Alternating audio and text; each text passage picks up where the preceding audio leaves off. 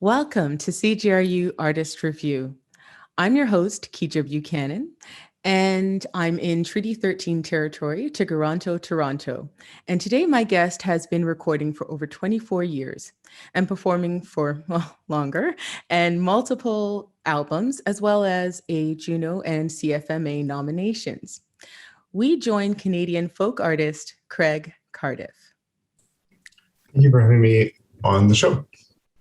Thank you. And please reintroduce yourself and tell us where you're joining in from. My name is Craig Cardiff. I'm a singer-songwriter.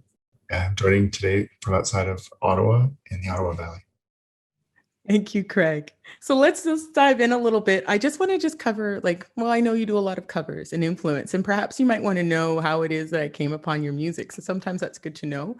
I see you had, of course, a lot of success with Dylan in your 2018 Don't Think Twice, It's All Right album. And that's actually how I found you. I was putting together an early playlist for one of my early shows of Jali Journey.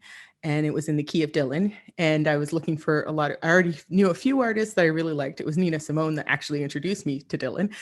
But I guess that's another show. And one of the things that I really found fascinating was I was also looking for Canadian covers, and I really loved your cover of Don't Think Twice, It's All Right. It's one of my favorites. I just wanted to know a little bit more. Is there anyone who, including Dylan, who still influences you today? There's people I want to beat. I think that there's it's not the way people talk about it. It sounds less gracious, but there's the idea of in the kindest way, to be inspired by someone, and then yes, it grabs you a bit and breaks you open, where you're I want to say that, but in my own way and better, and it encourages you to be a better writer or better or just to challenge your own writing. So there's lots of people I can think of like that, Scott Merritt, so singer-songwriter. He has, to my knowledge, he hasn't been active in the last several years, but I remember seeing him perform in Hamilton, Ontario, and at a folk festival, and I was blown away, and then kind of going through his discography and Violet and Black, and it was just, I felt, and I think part of it too is I wasn't even aware at the time what a gem he was, because it was pre-internet, so I'm I have an album, I found something. And it's just a funny thing to go around to your friends and go you need to hear this, literally yes, walking it to them. And so that experience of the physicality of hey, you better give me this back to me, because it was a special order CD, and it seems silly now or charming. yes. But I mean, that has a big part of connection with music, the physicality of, remembering the story of how it came to be and how it's connected. There's lots of I'm always late to the game in terms of finding out about bands. I'm Death Cab for Cutie, you're awesome. 10 years after everybody was over them. But I mean, whatever. I've generally been so busy touring and working on my own stuff that the music I encounter is stuff that I'm working on for myself or other people, or friends who are playing, or people I run into on the road. There's this one artist who, inspiring in a different way, just such a great energy. I was at a show just before lockdown in New York City, and I was with a band called Cassador. They let me come in and do a few opening dates, and there's this other group on called Sean McBerry. Mm-hmm. And so I drove in, got to the venue, and there's kind of the hurry wait polite thing where you you just you wait your turn. I'm all about no sound check. Have everything set up gear-wise, if you can, that you just plug and play, and then leave as much room as possible. That's the best way to get asked back to a venue. So because everybody's in love with you, because they're oh my gosh, it's so easy, it's quick. And then I saw these guys coming in with every single piece of gear you could imagine, 18 synthesizers. I'm oh god, my spirit sank. And then I just, all the judgments in my head, there's this kind of am I out of my league? Well, not even out of my league. I'm I'm confident what I do, but I just this is going to be 18 hours, right? Yeah. And these guys came on stage, and I was just watching their vibe, and I'm they're so happy, so joyful, so happy. Their sound check took less time than mine. and their set was phenomenal. It was like I was transported. It, I'm trying to remember the name of the room now. It's not the Metropolitan, but it was this very small club. I think 100 people max, Yes. crammed. Mm-hmm. And I was watching a show, and I'm like, I feel like I'm in a stadium right now with like Elton John fused with Ben Folds, fused with Billy Joel, fused with like EDM, and the energy of the performance. There's like some songs that were memorable, but that energy like is inspiring. I'm like, I need to beat this. I need to like capture whatever is happening. It's making happen inside of me and bring that to my shows. That exchange is tremendous. It is live exchange. And yes, I've done the whole CD, Bring It Back to Me too as well before. Like, so I understand. Give it back. Yeah. Yeah, I have like, I don't even know. I might have been maybe a little more reserved than you. I probably wasn't even so quick to even share it. I remember when I heard Tom Thumb's Blues from Nina Simone, I'm like, I'm not sharing this. You just kept it? Did you know, it's like, make your own coffee. Like, get out of here. Copy it from the radio. That's like, I remember doing that. I'm like, oh, let's play the song. Stop and go. Yeah. Yes, I've done it. It's like, you ever? I hate when they talk over. Did you borrow the songs, or did you ever borrow from the library? That's like where I got most of my. I did later in life. That's my again, I'm a late discoverer on a lot of music. And that is because, I just started borrowing from the library, and that helped me to understand, what I was missing, and just listening to what other people are listening to. And it's like, what is that? And so that's how things kind of, and then everything becomes a rediscovery since I started with Jali Journey. It's the first time I ever heard Joan Baez when I was looking for covers of Dylan. And I was like, wow, am I late to the club? But it was beautiful because a lot of things have come my way through people like yourself and just even friends and relatives that will give me, they don't realize they're actually giving me gems by mentioning what it is that influences them so much. That's why I keep asking that question, because I know I'm slowly building my my folk repertoire, as it were. But so there it is. I propose that it was better, and I don't often support this position. I propose that it was better back then, pre-internet, for discovery, because you got what you get what you get, and you don't get upset. And so you would find these things that on the face value you might like look at and go, I don't like the album cover. I don't like, or there's like right now, everything is available from all the time, all at once. So the concept of like the Rolling Stone or Zeppelin led to metal, which led to like different musical genres, doesn't exist for a 15-year-old who's producing music. It's like everything happened all at once for us right now, and it's accessible anytime, anywhere. So there's no like, like we learned writing, printing, and then we learned cursive, and then we like speak, like the way that we develop an appreciation of. And so going back to the idea that like having to acquire slowly, like there wasn't a lot to pick from at the library, or you were kind of reliant on having that musical influencer friend to give you the recommendation. I remember my first job was at a nightclub, cleaning on the cleanup crew. I was a busboy at night, and then I would clean up. And the guys on the cleanup crew were amazing. Their side hustle was selling bootleg VHS, like concert recordings and tapes. And so they would tell, like I became like their kid brother, and they're like, you don't know about Queen or David Bowie? And like next Saturday they would have a tape, and I still have them because at the time I appreciate it. They didn't ask for any money, right? It was just like we think you're okay enough to like introduce you to good music, and and so those gems of moments feel more special than like standing in our digital glory and not understanding why some sounds fit, or why there's a lyrical turn of phrase that like has different meaning to our age and a much different meaning to our parents. In any case. Yes, I agree. I agree that, yeah, the musical discovery. I mean, I have a brother who's 10 years older than me, and he used to DJ. I was still a kid, and he was DJing in the 80s. And so it was just, yeah, it's a very different musical discovery, because when I think about the beats and the things that I hear now, it has a very fond memory for me. And there seems to be like even a playback of that as well. But yeah, you're right. It's a different kind of graduation and processing in the mind. But so let's dive in a little bit in terms of discovery for your all this time running. I know you've been building it over the past year now until you've decided to. But at what time did you really know that you were ready to like comprise it and release it as an album? Because I see that you're working over the year and in Yeah. 2020. So the album had been worked on. So this is I'm 44 years old. I'm I'm an emerging artist. I'm emerging radio host and I'm Exactly. 45. So there we go. there you go. Two peas in a pod, us. There you go.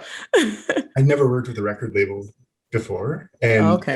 my friend Jordan Percival had just started working with TrueNorth Records. Mm-hmm. And I had been working on the reality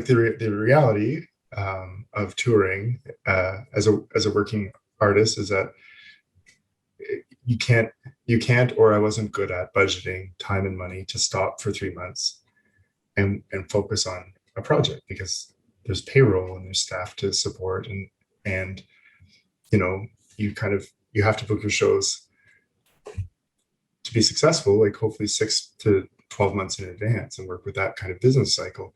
Mm-hmm. And so I didn't leave headspace, and things were going well. So I'm like, well, I don't need an album right now, but I was focusing on singles. And so leading up to working with TrueNorth, I'd been made a shift to focus on touring in the US.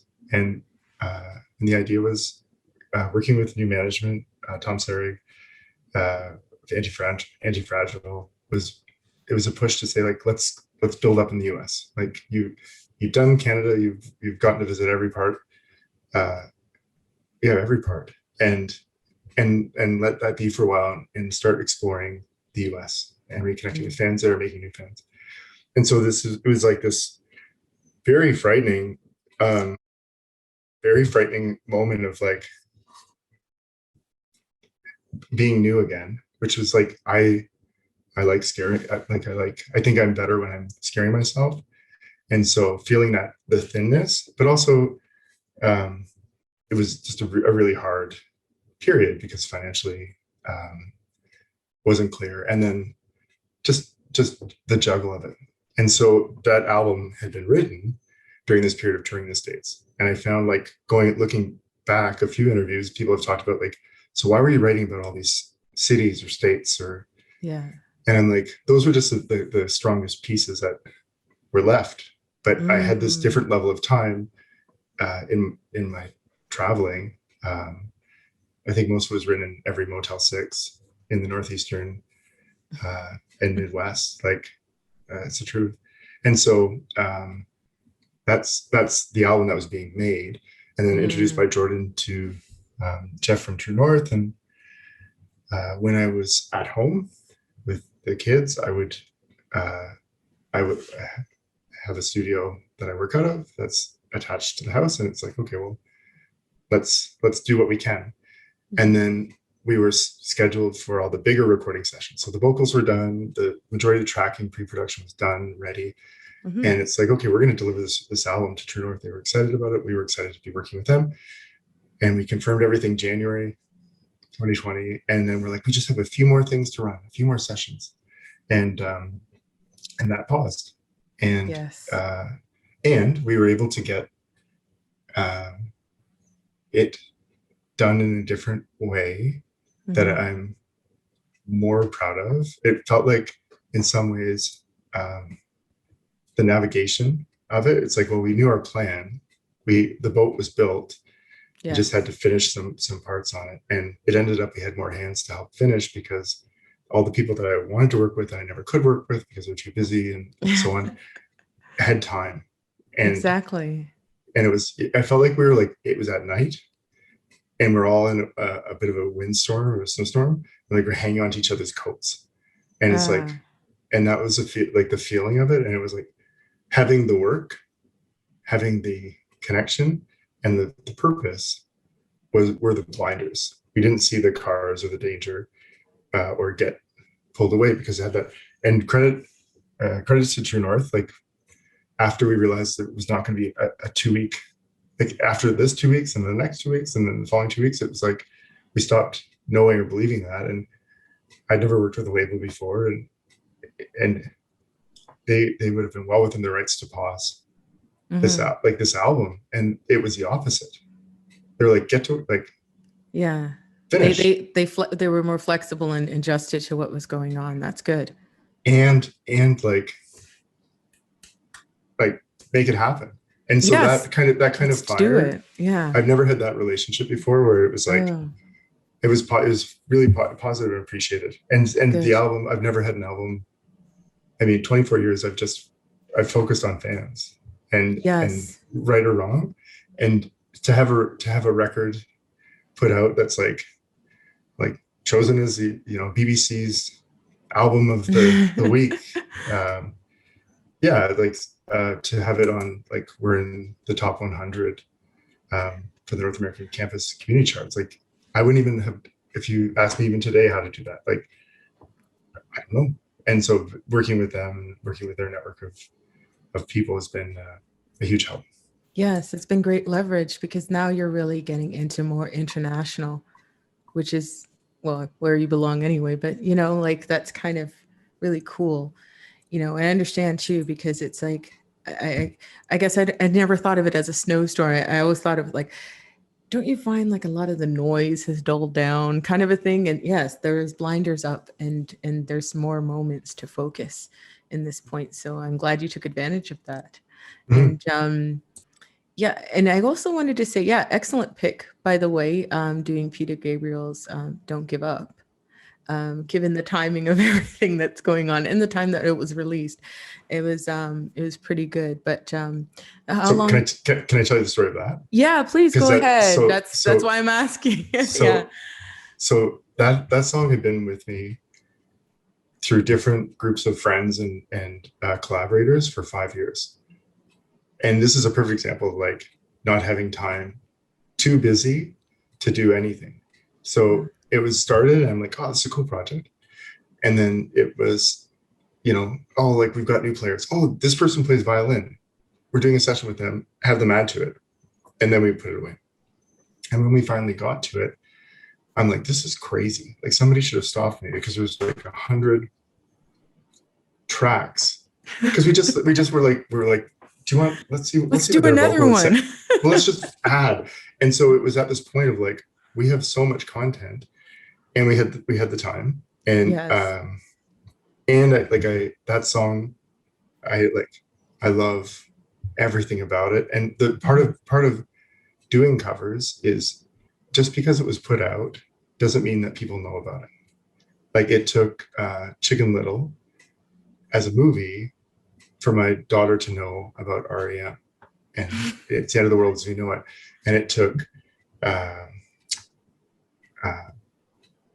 Oh my goodness, I'm blanking on it. The name, Let It Go, Disney film, Let It Go. So it took that, it took Trolls. So it took the idea of the movie Trolls for kids to know about the song True Colors and how we come to find different things. Yes. And so I'm like, well, so let's put, if music inspired us, let's put it out. And people are like, oh, you should do more popular covers. I'm like, no, let somebody else do that. I'm not good at that. Yeah. It's kind of like you're just bridging what you know too, and what speaks to you, right? Well, and I mean, like, just if somebody 30 years ago could take the ache or the joy that came to them, that meshed together in words and music and whatever technology, and can push it through, and it comes through whatever format we have now, and it can make me feel like that. Like it's like we owe it to each other to like To and then share here's that like joy. like here's my version for you. Exactly. Exactly. That's why I kind of really appreciate covers, and because I know that this artist is really thinking about this is something that's special to them. So yeah, thank you. Thank you for that story behind Don't Give Up. So yeah, don't give up. Keep going, right? Until you got 1,000 tracks. Yeah. What else about doing this album, like on the art side? Because I noticed you do have a lot of like different album covers for the singles and all that. Did you want to talk a little bit about that Yeah. experience? So the idea was to put out singles and focus on that, and the idea of like giving songs their own identity. The idea was just very simple. Like how do you like, I've always done my own artwork with few exceptions, and it was born out of necessity or budget or lack thereof at the beginning, and then it just became it became kind of a brand. And then in working with TrueNorth, I'm like, well, this is an opportunity to come back to that, and that's something that Jordan and Jeff had supported. It's like, you have a lot of albums, you have like a large discography, and it would be nice to have that connected to this this new recording. Yes. And so the idea of like visually looking at them, that it's about a consistency of, or play of color, play of like shapes, and that they're a slight reference to the song. Yes. And hopefully not like anything else in the market currently, so that people look at it and are like, oh, I know this is like something that Craig put out. And so that was the exactly idea. You're building a brand slowly. It's like also the pages of the book, and then finally it's all together and here we go. But it all looks familiar. I like that graduation. I noticed that too.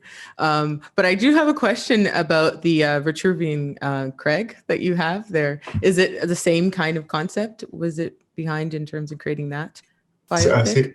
Say it again, please. The Vitruvian Craig, the biopic that you have. So no, I can tell you the story for that was constant lockdown. And so we would have marketing meetings, and I'll stop saying so many nice things about the team at TrueNorth shortly, but like so on top of stuff, and just like looking after radio, looking after every aspect of pushing this album everywhere.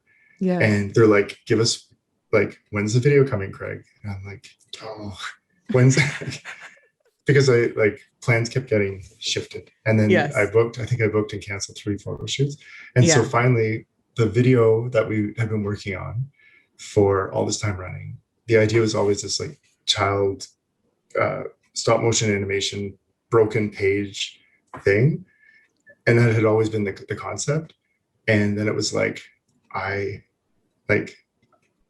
I just said, guys, I can't, like, this is it. And this is from the video.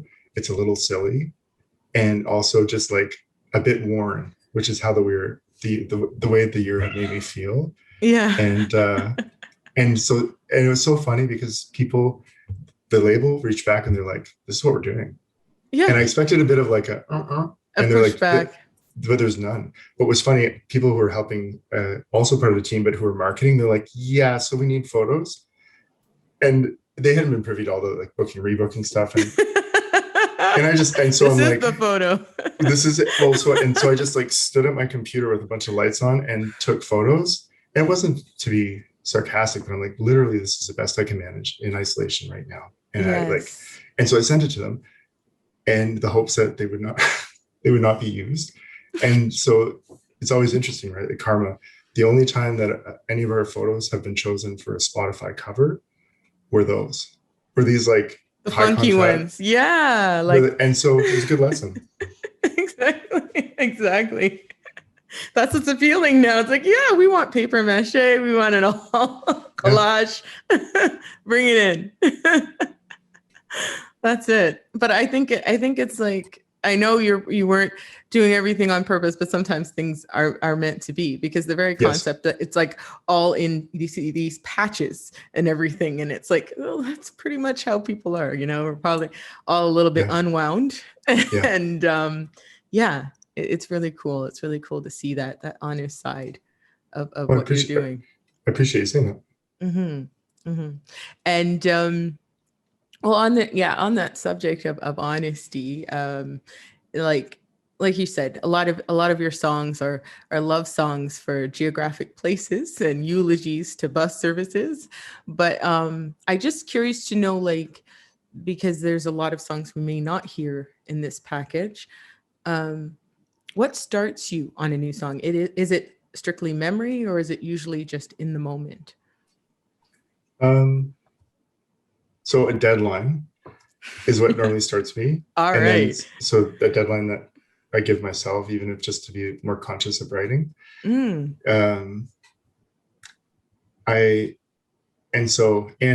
meeting people and stories. So like the best thing that I've ever written that I want to be the best song that everybody hears is a song called Lake Michigan.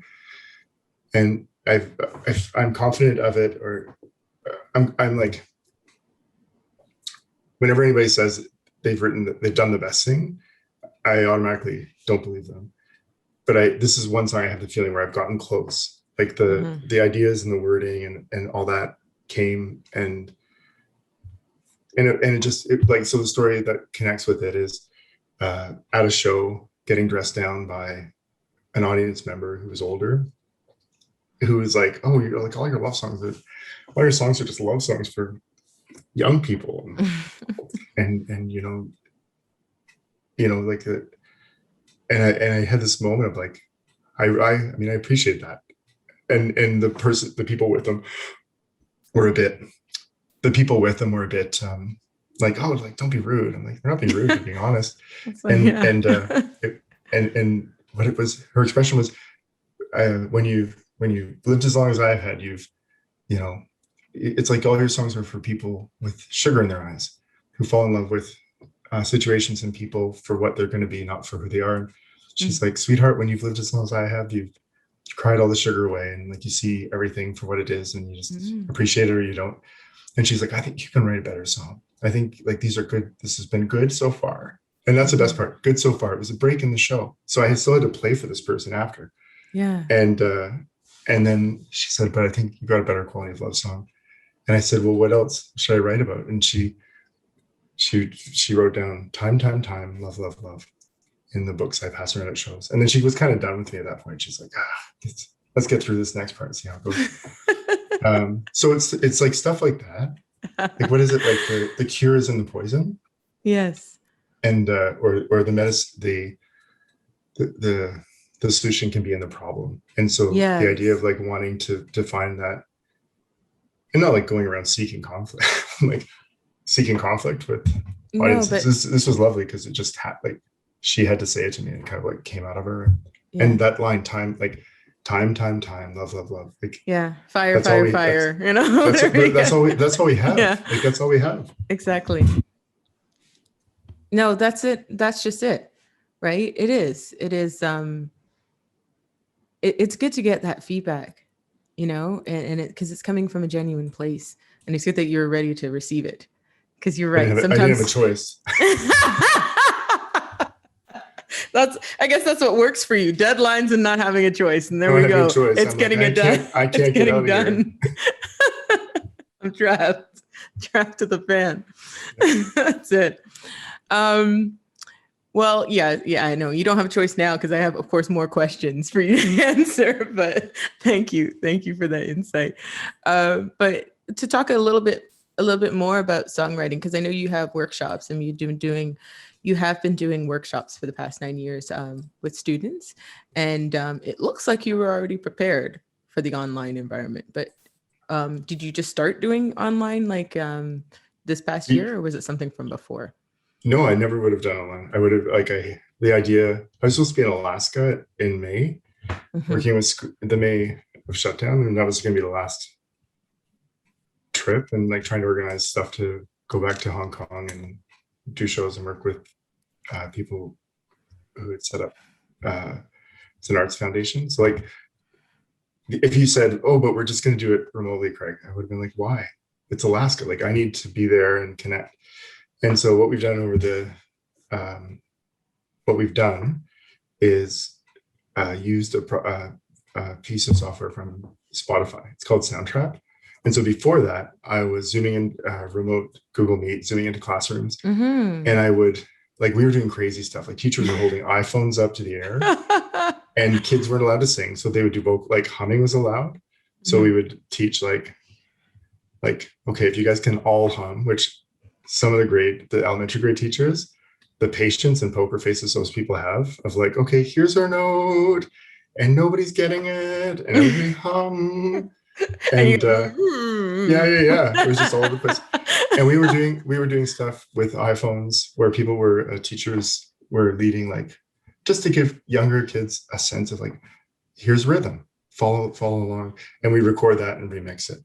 And so what ended up happening is we started working with Soundtrap, and to be honest with you, like I'm going to be traveling when it's safe, and I want to connect and have the opportunity again, and have the opportunity to take my kids and like come meet students somewhere else. But right now, like I'm working with 4 other musicians with different school boards in Canada, and we've worked and created a body of 1,000 songs that students have done the writing, students like have sung, students have not sung. They've just, composed instrumental using loops, using whatever. Okay. And it's like a mental health intervention support for all of us disguised as a music workshop. Because what we do is we go in and we're like, okay, well, it's like music therapy almost. It's like music therapy. And so we're going in and we're saying, we're going to write a song together. It's impossible. And by the end of it, you're going to see it recorded in front of you. You're going to have a rough copy.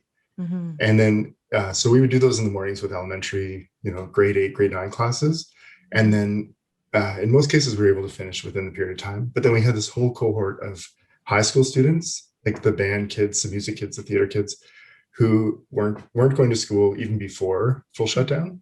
And we were so lucky to engage with them because suddenly they all became session musicians and we're getting credit for it.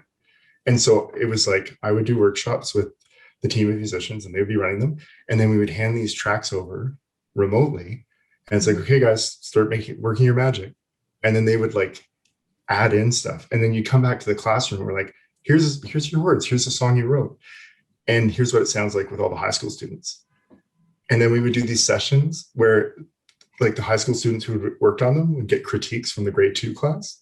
Oh, wow. And so they would come back and I wonder what an art critic is from a grade 2 perspective. Well, this is the best thing. They're like, you get 100%. And then like kids who can type, they're like, you get 5 million%. And like, it just escalates to like all the numbers they can make up. And it's like really, really good. They should be really, really proud. That is beautiful. What was beautiful is like none of the students, I say with confidence, none of the students would have ever worked together because they were at different schools. Some of them are at like international baccalaureate programs in Ottawa. Some of them are in like credit recovery, alternate school programming. A lot of them like figured that they didn't have time for co-op in a normal academic year, didn't have time for co-op, didn't have time for music, not important. And then it's like, but you're learning how to teach and work together and collaborate. And you like you just put out 1,000 songs. Exactly. And they're all every Friday, people can check it on Spotify, Apple Music, Tidal, etc. That like, it's called the OCDSB Kids, the Ottawa Carleton District School Board Kids Collab. And we're launching more with other school boards, but man, like one student. So it's OCDSB, you said? OCDSB. It's the Ottawa Carleton School Board. And one of the students outgrew helping. Like they're just phenomenal. And so we were able to sit down with their school and the person, Cameron Jones, who developed this program like of community musicians connecting with classes that we've grown. And we were able to like have the student record their own album. It's like you've got some songs, you need to finish them. And over 6 weeks, demonstrate your process. So on TikTok every day, they would be doing a bit of work and like, okay, here's what I'm working on. Like, it was like proof of concept because literally timestamp. Yes. And so they put out Elliot Gibson music, and Elliot Gibson released 6-song EP. It sounds amazing. It's all recorded remotely. And I think the best skill that came out of it it wasn't the fact that they got a writer's craft credit and a grade 12 credit, English grade 12 credit music. It was the fact that it was real. It's real. It's like, okay, now go tour it. Okay, now go like play it for people. Now go market it. Go like let's connect you with the list of radio hosts like yourself, CBC, and like let's like this is the work. This is the next step. It wasn't just like oh, that was a great poem you wrote that nobody will ever read except your teacher. I was going to say, this is a real production and it has a real release, and that it takes on a whole other level of experience for them.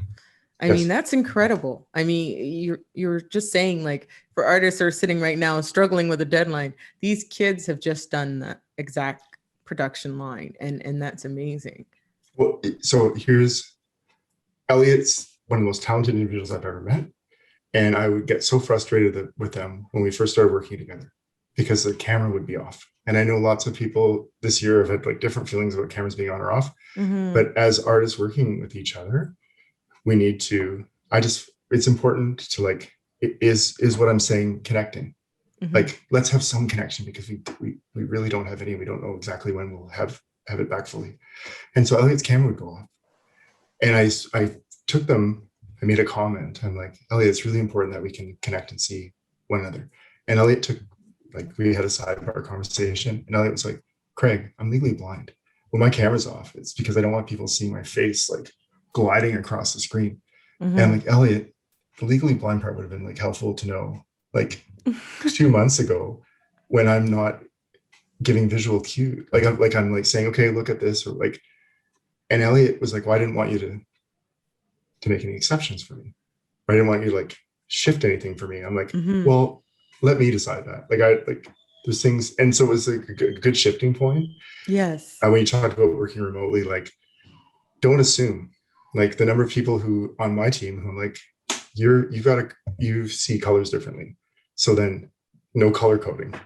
Like you can't make assumptions about people's hearing or vision remotely because you can like leave huge gaps out, and suddenly like the people who are most talented are getting left behind, and you just assume that they're not interested. And there's like anyways, it was an awesome lesson for me. Like I just felt so foolish, and they were fine about it. But like whenever students recently are complaining about how hard it is or projects, I'm like, could you hang out with Elliot, and Elliot will help you produce a track or finish a track? And like just their work ethic and like getting it done usually rubs off. It was like, okay, I'm gonna do this. I can do this. I completely understand. And I also understand it from the disabilities perspective as well. Because some people aren't aware that I'm actually deaf in one ear. So sometimes certain things make me a little bit intimidated or difficult for me because I'm not sure how to navigate how to navigate myself in that space. Right. Well, and also like it's not your responsibility to like tell like that's where I felt foolish because Elliot was like called me out on it. Yeah. And I'm like, but I just wish it could have been better. But so how was it for you this year with masks? That must have been terrible. Like in terms of lip reading. Well, no, I don't need to lip read. It's only 1 year. So I'm always listening with the 1 year my whole life. It's just that my sense of direction and that sort of thing is different. And so it's funny because I'm a person that only needs one headphone, but I wear two so people won't talk to me and think that I can hear them. Right? Like things like that. I have to think about that because if I don't if I'm like this, I don't hear anything else. I'm only hearing you. But I'm so used to so those are my conscious kind of things. It's like when I'm out in the world, sometimes I'll just put on both headphones so people understand I am listening to music and I cannot hear you. When in your memory has not having hearing on one side been a gift, like a hidden gift where you're like, oh, this is actually working out? It's a gift because I always make a joke about, the angel on my left and devil on my right. And then exactly, sometimes sometimes it works out great. It's like, that's okay. You just smile and okay. But the other thing is that it's funny how you said that, actually going to sleep. Interesting. Yeah, because sometimes I hear helicopters and all sorts of things, and I can't get to that quiet space. I'm a person that needs that immediate quiet, and then it's fine. I'm okay, Yes. but I need that quiet. And so, yeah, I just sleep on the hearing side until I null off, and then I'm fine. So yeah, so sometimes it's a gift. I just put my head up somewhere. I just imagine you shut out the world. I just imagine you at social settings where you're like, oh gosh, I'm sitting beside this person. Can I be to their left, please? But imagine if everybody, like, because I feel like we just take these things, we take hearing for granted so much, and it's like we do. And so, like, if we could just take it away from everybody for a day and get them to like appreciate, like, I don't know, just to appreciate how much it guides us. Like, it's interesting to me that you talk about direction. Yeah, I don't have audio direction. Exactly. Yeah, it's huge. I don't have it. I don't know what that is. People keep talking about it, you know. But yeah, it's huge. It is huge. And it changes my experience. It changes my experience and how I hear music. I can't hear old tracks on audio and digital. Oh, when they're like hard pan. Yeah. Right? You're like, the Beatles are not good. I disagree with this. I don't know what you guys are talking about. Anything past the 70s, it's like, I don't know. But exactly, I have to actually enjoy it old school. I got to put on the speakers and it's got to come out, you know, in a room and just enjoy it, which is kind of funny because, yes, I'm glad we have different modes of communication and modes of reception, because without those, and I was just talking to a friend of mine who did a release using ASL in his video, and I put a question out there, but I'm curious to know, you know, how do people in the deaf community receive things, you know, when we have, and I'm hoping that we could do it with this. I'm not sure because it may not be set up, but YouTube's pretty good with the closed caption. But I'm wondering how even lyrical videos are received now for I don't know. For those that are hearing impaired, do they get a sense in the feel? Because that's pretty popular too. Lyrical videos are very popular now, and of course, closed caption has become more and more accessible with a lot of production these days. And well, it's like the machines running in the background, the AI component of just. I'm shocked over this year.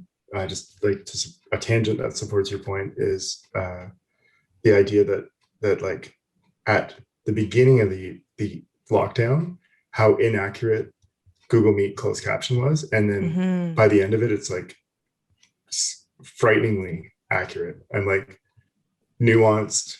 I don't know. It's just like the learning that's happening because we've all been forced online has improved that. When we were talking about like integrating different ways of communicating, there was an event that happened in Halifax a few years ago that I was part of, and they had a person doing sign language, and they always put them off to the back. I'm like, it's so weird. And so I was like, can you come sit beside me? And they're like, I don't know if you want to come. I'm like, just come sit beside me. Like you're a part of the production. You're a part of this thing. Like, exactly. It's just so weird that it was like off to the side all the time. Yes. But I think things like that at events, and within music, in terms of presenting it, it brings some awareness. I don't know. Like, I don't have any friends who have full hearing loss. That to ask them how do they experience it. I remember visiting and working with students at a camp for visual impairments at Lake Warrow in Ontario, and I remember arriving, and I knew that it was a camp for kids and families with visual impairments. Yes. And I'm like, and I didn't know. So I got there to set up, and I'm like, we're supposed to start soon. People are like, oh, there's, everybody's still out sailing. I'm like, what? And they're like sailing the boat, and all these kids came in, and they were amazing teenagers, and just audacious questions. How much vision do you have? I'm like, I think 100. And they're like, oh, that's cool. I've got like 40 in my one eye and like 20 in my other eye, and everybody's just like comparing notes. And I'm like, well, this is awesome. And we took it in that direction, and we worked on songs together, performing. And as soon as their parents or any staff are away, half the kids try to take off like typical teenagers Yes. do. And Of course. guys, please do not leave. I'm gonna get in a lot of trouble if you guys disappear. And one of the kids took off on a bike, and I just saw them riding away, and I'm like they had there's like training wheels, like large support wheels. Yeah. But they were biking away perfectly. I'm like, how is this happening? And they had these like little raised bumpers at the side of the walkway, the paved walkway. And so I was having a heart attack. I'm like, I've lost a workshop participant. They left. And they're legally blind, and they're driving on a bike away from me. Like, this is trouble. But they were fully in control the whole time. And I was gonna say, scaring the crap out of me. You're the new one, right? That's what it was. I was the new one. You're the new one. It's like 100%. we do this all the time. What's the problem? Yes. I love it. I love that freedom just being, and then understanding that experience. That's quite an experience to understand. I felt so lucky. I was trying to tell it to people, and just and it's like it was just like an assessment. Like how much vision do you have? And I'm like, like that question alone, like no, it's not something you think about it. Yeah, I just put my glasses on and I say, well, 2020, I think. Yeah. I totally get what you mean. Yeah. And when it's just a part of your life, you just kind of go with it. You just roll with it, you know? It's like, this guy can't trap me. I got my bike. I'm gone. If anything, it's as soon as a parent, it's like the parent and the camp person, like as soon as they were gone, like is Alyssa still here? I'm like, no, they just left. Okay, I'm like out, bolt. Exactly. Like once the management's gone, then we just do what we want. That's what it was. That's how it works. But thank you for sharing that. And yeah, it's been, I guess it's been quite the journey for you, because you're getting all these like really cool experiences. And you're right, it can come through digitally, or face to face. And I'm just curious to know, so will you be going back as things are shifting a little bit? Will you be going back to those living room performances in 2022 or Sure. I mean, I think I've always, living rooms or churches or boathouses, or like I think whether it's been the right approach or the wrong approach, I've like tried to go where like other people aren't. It's not like full of, and then where people have somehow connected to the music and like go there. And I feel like there's this self-doubting part that happens where it's like, oh, things should be bigger, or things should be more important, or whatever. And like, whenever I get in that mode, everything falls apart. Whenever like, so it's just like staying in that path of like, the things that are supposed to happen will. And I think for me, it's less about like going to it's less about going to smaller places now, but just be more careful with my time, in terms of, because before it was like, it just felt like it was this very fragile ecosystem of work. And anybody who is self-employed or runs a small business knows this. It's not music. It's like my friend who's a plumber. Like whenever I get down about like, oh, they failed to follow up and pay, or like whatever it is, he's like, yeah, but did you have a pipe like microburst near your mouth when you were working today, and like not you'll never get paid for like 3 months? I'm like, no, my job's better than yours. Like it's these things that are fragile within arts that were shown to be true when we couldn't work. And so I want to be more conscious of time, and conscious of and that doesn't mean, I mean, my manager and agent will not prefer this. It doesn't mean more money necessarily, but it means more like just making sure that like I've been doing a lot of work with schools, but also like fundraising with different hospital groups. And I'm like, even if that just means like finding some way to coordinate like a Zoom concert or whatever those things are, I think they're important to me, and I feel useful and of service.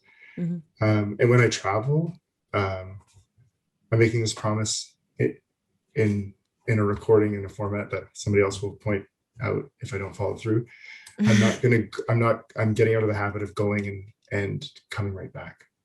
Like I think of the number of things and the opportunities where the financial necessity of like returning to go to the next thing, you're just always in front of this fire hose of amazing experiences, fire hydrant of amazing experiences. Yes. That you can't, it's just like always hitting you. And just even have another day, like another day in Arviat when I was in Nunavut, another day to Sonder at this city in the US or like in Hong Kong. I remember leaving Hong Kong and it just been such a whirlwind, and especially with the time exchange and like 23-hour flight. And I'm just like, why didn't I just make one more day? It's because when you're looking 6 months ahead on a calendar, you're looking at time and money. Yes. And maybe time and money, not time and love. And so the idea of like giving a bit more room and space to Sonder, to like be, to actually appreciate the spaces that we're in. And that's one thing I do appreciate in the past year, is learning to really actually appreciate where we are and take in the environment. You know, I imagine that's quite effective in terms of how we now schedule things. I'm hoping that we schedule things differently and seeing the value, because the value, it might not have a direct monetary value, but it has another value to you, and that extra day. And it's realizing that importance, because that's how we get into the next thing, is by giving ourselves time to digest, and then we go into the next moment. But thank you for sharing that. And is there anything in particular that's going on for you right now, important dates or shows or things that we should earmark? I think just support the album, like buy the album. People have been streaming it. It's doing incredibly well on radio. Like, and it's on Bandcamp and everything too. So it's not hard to find. Yeah, it's everywhere. Yes. It's on all your favorite streaming.